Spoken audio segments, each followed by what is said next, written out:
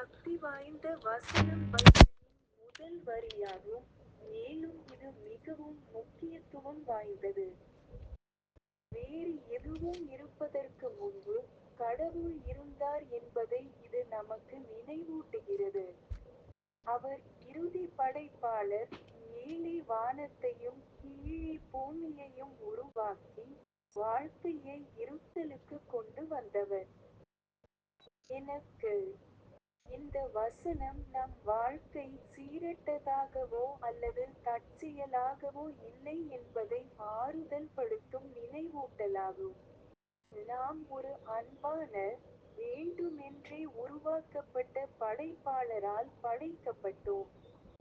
அந்த உண்மை எனக்கு நம்பிக்கையை தருகிறது, குறிப்பாக வாழ்க்கை நிச்சயமற்றதாக உணரும்போது. பிரபஞ்சத்தை படைத்த அதே கடவுள்தான் நம் கதையை வைத்திருப்பவர். இன்று வேறு யாருக்காவது அந்த நினைவூட்டல் தேவைப்பட்டால் பகிர்ந்து கொள்ள விரும்பினேன். This powerful verse is the very first line of the Bible, and it carries so much weight. It reminds us that before anything else existed, God was. He is the ultimate creator, the one who spoke life into existence, forming the sky above and the earth beneath.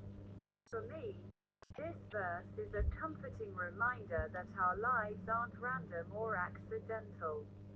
We were made by a loving, intentional creator. That truth gives me hope, especially when life feels uncertain.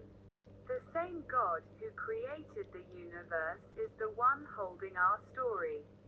Just wanted to share in case someone else needed that reminder today.